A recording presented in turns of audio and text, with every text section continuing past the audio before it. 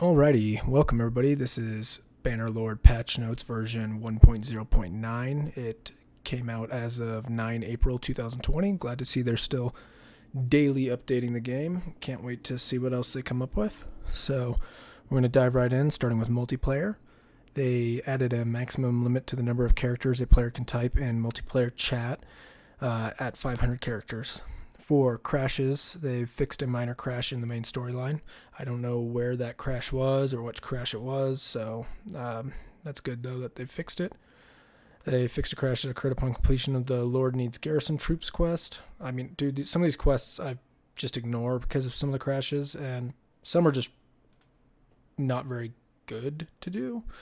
I hate doing the quests that involve raising troops for a garrison or for a village. Those seem to be kind of difficult. Although, just so you all know, I found out that you can, in fact, if you are about to run out of time on the quest, you can just delete any untrained troops from your party, and at that point, the village leader will accept the 6 you bring him that are trained, as long as you deleted the untrained troops.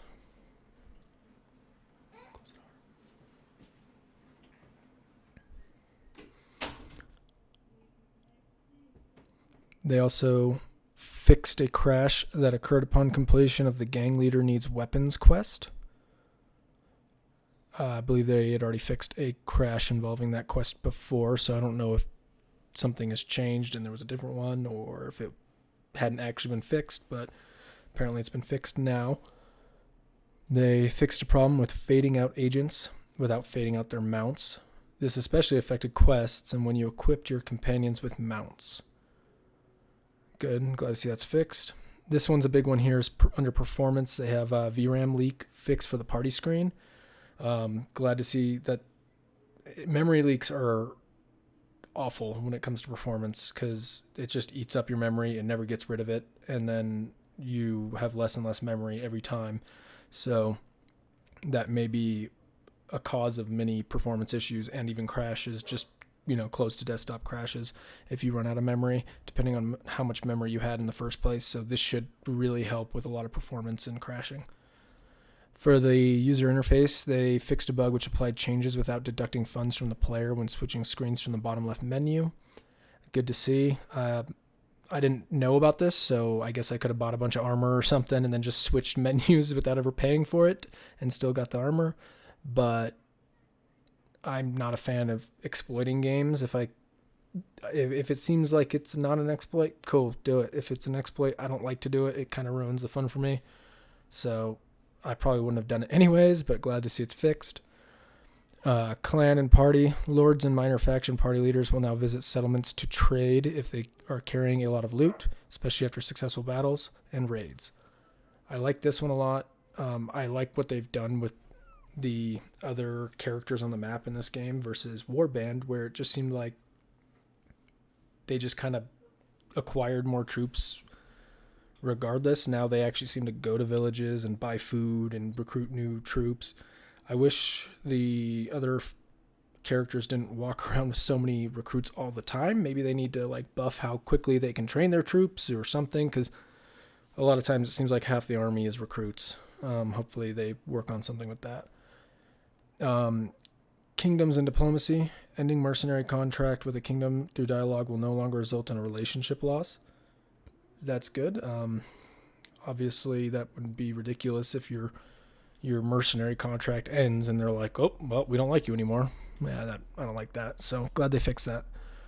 Economy and trade. Fixed a bug where bartering items with lords that were staying in settlements was not possible. Good to see. Made some economical management improvements to clan leaders' finances over an extended period to try and reduce the chances of them becoming too rich or too poor.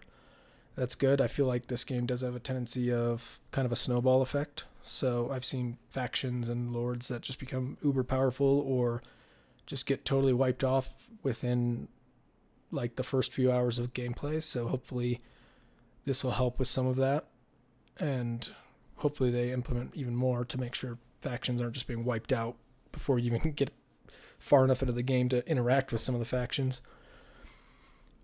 Quests and issues. Sending the culprit from the Family Feud quest as an alternative solution to an issue is now blocked. Ah, okay. I didn't know you could do that.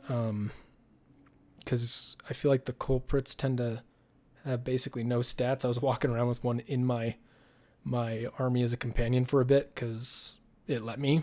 I didn't know you could. It just ended the quest and he stayed in my army, and I don't know if that is meant to be possible or if that's a bug as well. I haven't seen anything fixing that yet.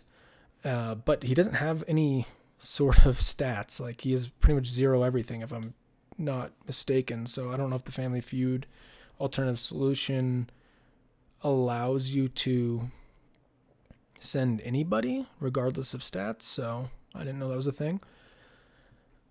All right, conversations and encounters. Bandits will now surrender more easily if their opponent is vastly stronger than them. Okay, more easily. I've never seen them surrender.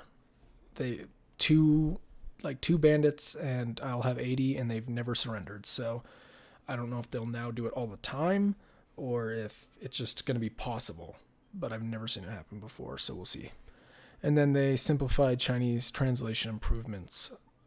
That's good for them. Doesn't affect me, but glad to see they've made some improvements there. But that's all we have for version 1.0.9. Like I said, that's as of 9 April. Thank you for coming to this review of the patch notes, and I'll see you in the next time. All right, bye.